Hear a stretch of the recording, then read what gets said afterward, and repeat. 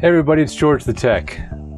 Well, today it's a changing of the guard because I've used the same equipment for a very long time in my home production studio where I do these videos and webinars and reviews and my podcasts and everything. I've been using this trusty Onyx 820i for, 4 or 5 years at least. It's a Firewire mixer. It's got a lot of great features and everything.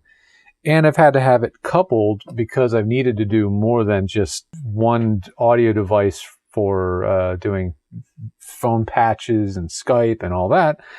I've had it interfaced with an Avid MBox 3 as well, which I've had also equally as long, at least 5 years. And then to get really good audio for my podcasts and stuff, I've been using a Roland MMP2 mic modeling preamp. And this thing is really getting long in the tooth. I mean, it was old when I bought it, and I've been very happy with it because it does what I want it to do. I can set up expansion, compression. It does what I want it to do. However, it's a changing of the guard because, well, I've got something new. And here it is. The Rodecaster Pro is here. I've got to put it through the paces already. I've done an episode of the Pro Audio Suite podcast where I used this product for the entire show, and it performed flawlessly. It did everything I wanted it to do. I'll show you a little bit later in this video some of the features that make this thing, to me, make it such a pleasure to use, fun to use, and have sound quality be really a non-issue for anybody doing stuff for podcasting, webcasting, and dare I say even voiceover. So I'm going to plug it in right now. I'm going to take the Onyx out of here, this venerable piece of equipment. It's getting unplugged. It's getting unpatched. The Avid is coming out of here and the Roland. I'm taking 3 pieces of gear out of the studio and replacing it with 1 piece of equipment. I'm excited to do it. So let me get to it.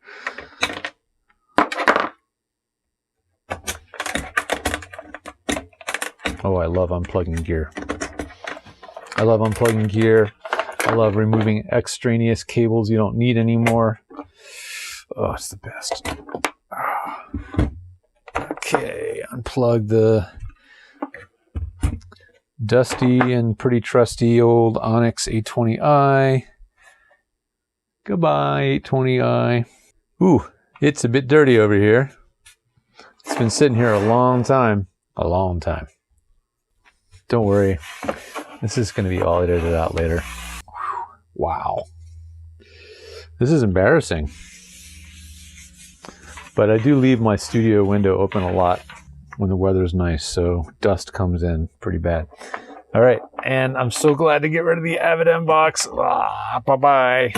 So why can I replace an Avid MBox and a Firewire audio interface and replace that with a single piece of gear, right? Because I needed more than one device for audio, doing playbacks, doing Skype during sessions. I wanted to have an independent audio device for that. Well, because this new Rodecaster, it does all that. It has the ability to send and receive audio to and from a computer, to and from a phone over a TRRS cable, and the ability to send audio to and from any Bluetooth audio device like a phone or a computer as well. So actually what happens is the Rodecaster ends up being a multi-input output device that actually acts like more than one audio interface, if you think about it. So let's go ahead. It's been sitting over here in sort of test mode off to the side. Really all I need is a mic cable going in and a USB going out, and then my audio cables to my studio monitors, and that's it. Oh, this is beautiful. Let's get this Roland out of here. It's gonna be time for an audio gear yard sale. Yes, indeed. This is the old Roland MMP2. Again, I bought this set 5-6 years ago, and it was at least 5 years old when I bought it, so it's getting real long in the tooth, but still kind of a pretty cool piece of gear. It sounds pretty dang good. No more Firewire. Bye-bye. Ancient Firewire. Don't need this guy. Bye-bye. Out of here. Gone. Don't need this either. That's my studio monitor feed. So those will remain. More cords go. Bye-bye. What do we have left? Studio monitor cables, microphone cable, power, and the USB cable. That's it. So way less stuff. Okay, so let's plug our mic in. Microphone. USB. Power. Kind of weird. The power cord, the power jack is threaded. It's clearly got threads on it, but the cord does not. It'd be nice if this locked on and had a way to be permanently attached to the power jack. Monitors, left, right. That's it. That is all I need to plug in. Let's power this beauty on. There it is. When you power it off, it prompts, are you sure you want to turn it off? And when you turn it on,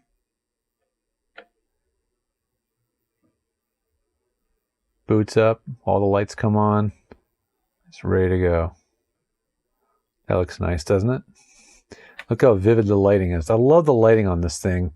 The colors are all so vivid.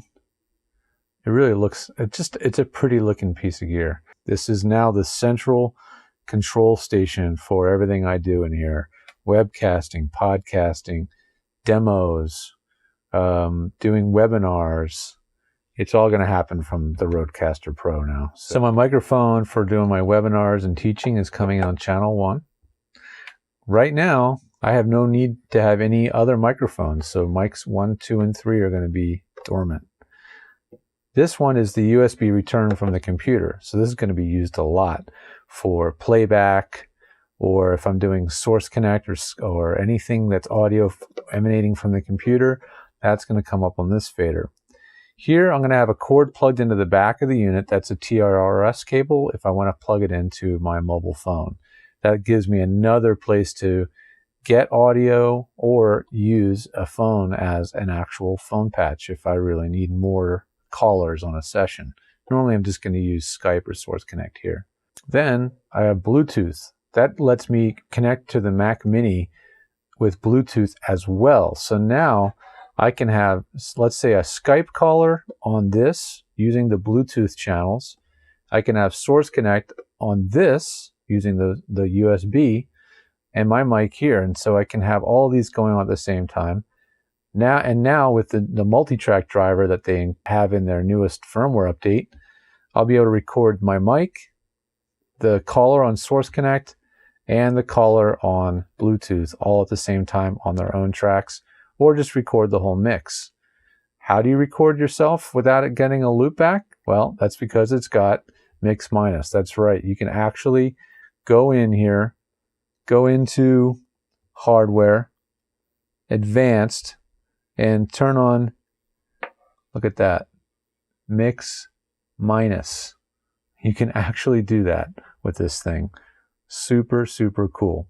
The flexibility is kind of mind-boggling of what they built into this unit. So I'm going to have a lot of fun with this. And at the same time, I'm going to record a backup of the whole thing whenever I do a production with the built-in recorder. That's ready to go with a micro SD card that I threw in there. I mean, an 8 gig card will record for hours, and they're like a few bucks. So, no brainer. All right, let's take a look at this cool Rodecaster Pro now that I have it all set up on my cleaned up desk. So, as I was saying, microphone 1, that's my microphone coming off my desk, which I'm going to swing into position here awkwardly. since we are trying to do this all at the same time along with my camera. There we go. 1, 2, 3, 4, 5, getting a good level. Let's go ahead and check the actual settings for the microphone we're using here. So I'm going to go to select microphone 1, click microphone. I'm using a generic condenser mic, not a Rode brand mic. I found that playing around with these different presets that it sounded pretty good with the NT1 setting, but I'm going to leave it on condenser. I'm going to go back.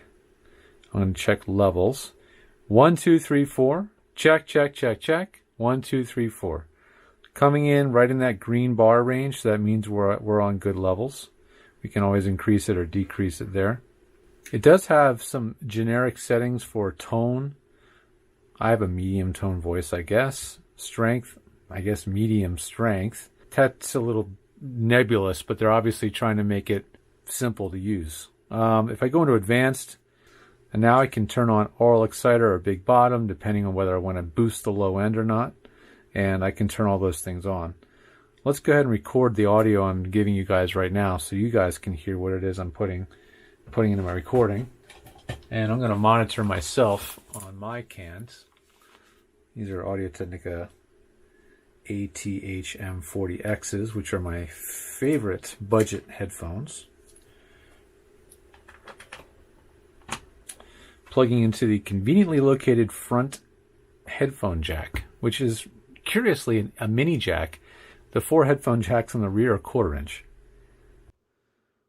So now I'm recording to the internal micro SD card on the rear of the unit. So we're capturing everything I'm doing and you can hear it. So I'm going to go to microphone 1 and I'm going to check my voice settings to see if this makes any difference. Tone 1, 2, 3, 4, 5, 1, 2, 3, 4, 5, 1, 2, 3, 4, 5, 1, 2, 3, 4, 5. I'll choose medium. I can't really hear a difference. Strength 1, 2, 3, 4, 5, 1, 2, 3, 4, 5.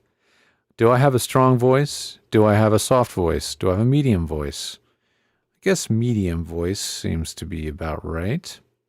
I'm going to go back here again. I'm going to go to advanced now and see if I want to adjust some other things. Level 1, 1, 1, 1, 1, 1, 1, 1, 1, 2, 3, 4, 5, 1, 2, 3, 4, 5. Test, test, test, test, test. I think before, even though it wasn't representing it as clipping, it sounded in my headphones like I was clipping a little bit. 1, 2, 3, 4. Hey, test, test. 1, 2. Hey, test, test. 1, 2, 3, 4. Yeah, it sounded to me a little clippy. It may have a little bit of a limited headroom on the amp, but that could be me.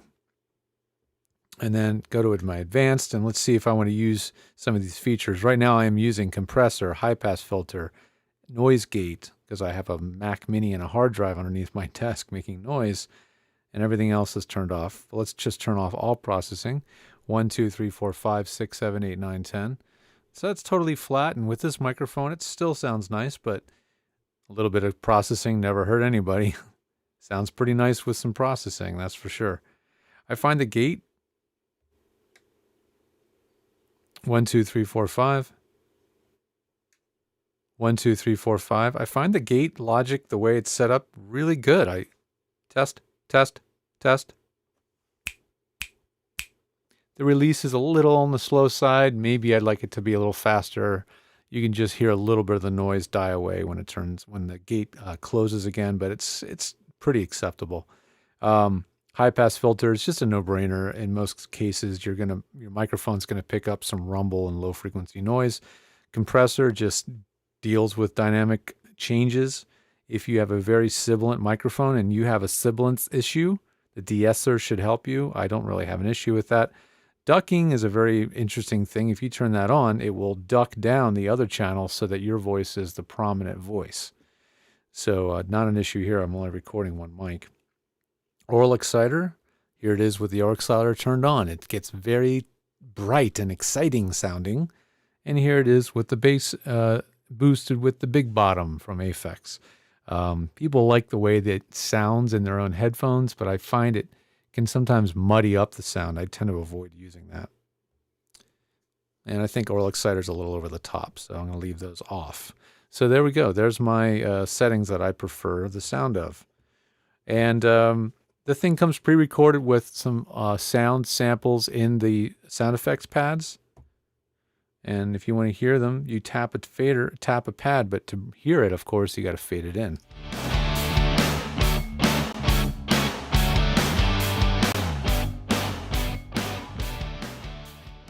So that's like your generic, like, you know, music intro for your show. Maybe you'll be the first one on YouTube to use that or your podcast. Chances are somebody else is already using it. I tap again and it stops. There's some other sounds on here.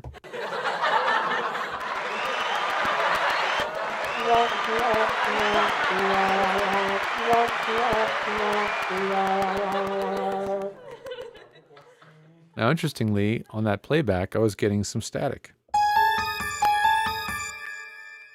Clicks and pops. So there's some clicks and pops on that, which I find fascinating. So I'm not sure if that's going on. Well, this is the built-in sound. So let's stop recording and see if those glitches go away, just out of curiosity.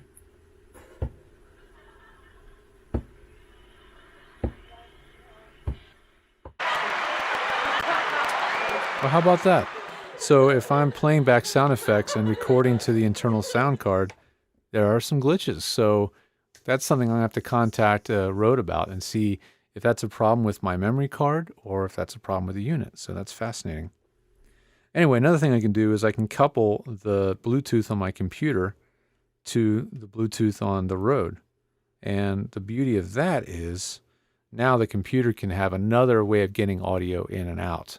So I've been really wanting to try that. So I'm going to wake up my Mac Mini here and let's give that a try.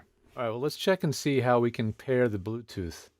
So I'm going to go over to my Bluetooth settings, open Bluetooth preferences. And what I'm curious to see is if it shows up as a Bluetooth device for both the microphone and speakers. I'll hold down the Bluetooth button on the mixer. It doesn't work when you're recording, so I'm going to stop recording. Would you like to pair a smartphone or tablet or computer? Yes. So I'm recording through my Mac right now, but I had to stop recording on the unit to do this. Now it's discoverable. Go to my Mac, connect. There, the Rodecaster Pro is now a device. So now I'm going to open Skype. Actually, I prefer Zoom to Skype. I'm going to open Zoom. I'm going to hit record again. Okay, now I'm recording back on the Rode. I'm going to go into my Zoom, start a Zoom session. I'm going to go to microphone, Rodecaster Pro. So now here is where it gets really fun. We've got all these different devices. We have stereo, multi-channel, and just Rodecaster Pro. So instead of it showing up as Rodecaster Pro Bluetooth or something like that, it just shows up as Rodecaster Pro. By process of elimination, I know that that is the channel I want for Bluetooth. So I'm going to make the microphone Rodecaster Pro. And I'm going to make the speakers Rodecaster Pro. Now it gives me the ability to send audio to Zoom callers or Skype and receive their audio and have them come up on their own fader and thereby be able to record them independently as well. Let's try that, by the way. Let's go ahead and open up a multi-track session. I'm going to use Reaper. So on channel 1, I have George. That's my microphone.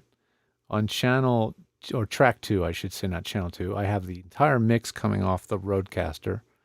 And on track 3, I have it as Source Connect Now because that's the feed coming from the computer. I'm going to change that to the Bluetooth input. And look at that. It's actually labeled Bluetooth. 1, 2, 3, 4, 5. So let's see if it's actually working. Let's go ahead and do a test call, or at least an audio test, to see that it's working. There it is. Sure enough, that's showing up on a fader. And by the way, these faders are controlling the mix, but they're not controlling the independent track that's being recorded. So your tracks are pre-fader, which means you can have complete control later in post when you mix it. Got my ringtone. 1, 2, my 3. ringtone. Yes. Yes. So it's echoing back my audio. 1, 2, 3, 4, 5, 6, 7, 8, 9, 10. 1, 2, 3, 4, 5, 6, 7, 8, 9, 10. But what you should note here is the audio quality of the microphone protocol for the Bluetooth is very low quality. So you'd only want to use this Bluetooth function for doing actual phone patch type scenarios. The audio coming back from the other end is going to be high quality. You're going to get really good audio from the other end. Let's test that out. Let's just open up a file with another software and play it back using the Bluetooth so you can hear what the audio coming back would sound like. I'll do this. I will open up a file in another DAW. Let's just use Twisted Wave. We'll make this our playback DAW. And we'll tell Twisted Wave to play back through the Bluetooth. Everywhere I go. Like it's very rarely does one studio have a niche anymore. Totally a theory, but do you think maybe it's because of the proliferation of headphones? Okay, well, that's an interesting test right there because I'm hearing with the sound quality coming back from Bluetooth from a very high quality piece of audio. If I change my playback source to the Rodecaster Pro, now we should hear it in full quality. It's the life of a working studio these days. That's what I hear everywhere I go. Like it's this. So what that's telling me here is that the Bluetooth built into the unit is only designed for phone fidelity, like making a phone call, and that's it. It is not good for anything else. You can't use it for high quality audio. If you're trying to get good quality over Skype or Zoom, the Bluetooth is not going to do it. So think of the Bluetooth as a dedicated phone patch scenario for when you want to bring another person in on an actual telephone call on a mobile phone or over the computer. So that's good to know. That was not something that was obvious to me until we tested it just now. What I can't test today is I don't have a TRRS cable to go from the computer, or my mobile phone, to the TRRS jack on the back. Now I do have this fancy little cable, which if you don't have a phone you want to plug into, but you want to plug the Rode into something else that's not TRRS, get one of these little splitters. This has the TRRS on one end. Let's get it in the frame there. This has TRRS, tip, ring, sleeve on one end. And then it's got a headphone split and a microphone split.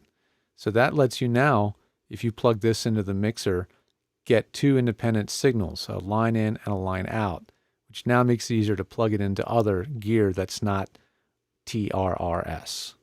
So give it a try, something to experiment with.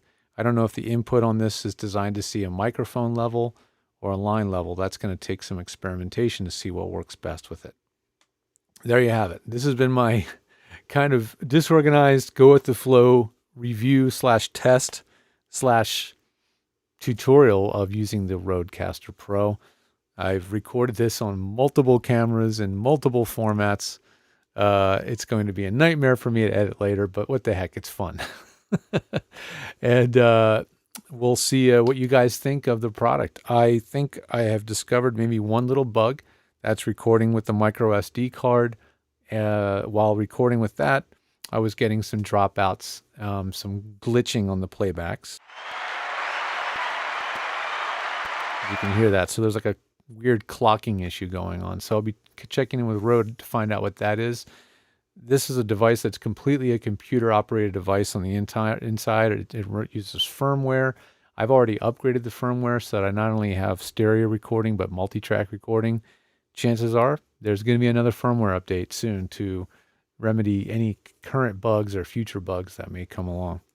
So it's an ever-changing, ever-improving, and just amazingly flexible piece of gear, but not overly complicated considering the amount of features that it has and what it's capable of doing. I'm really impressed what they've baked into the Rodecaster Pro. Its feature set is really second to none for something in this price point.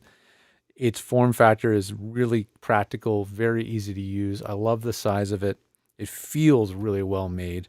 The display with touchscreen is really just amazing. It's totally modern. It feels like you expect it to feel. It works the way you expect it to work. It has all the right stuff if you're doing podcasting, web streaming, and doing anything where you want to capture your voice and playback and produce audio products or video products.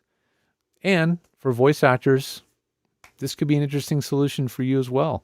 If you want to have a little bit more flexibility in your capabilities in your home voiceover studio, possibly overkill at $600+ for just plugging a single mic into a computer. But if those other features tend to be something you might want to experiment with, the price maybe starts to justify itself. Sound quality is definitely there. I would have to say that for sure. Anyway, thanks for watching. This has been George the Tech. This is my review and tutorial of the use of the Rodecaster Pro, the new product that just came out. And I hope you enjoyed it. On Facebook, I'm George-Tech Whittam. On Twitter, I'm George the Tech, although I'm not on there that much. But I'm also on Instagram at George the Tech, and my YouTube channel as well. So go ahead and find me, comment below, tell me what you think of this product, tell me what you think of the review, tell me what you'd like to have seen. And if you have this product, let me know what you think of it. All right, thanks again. This has been George the Tech.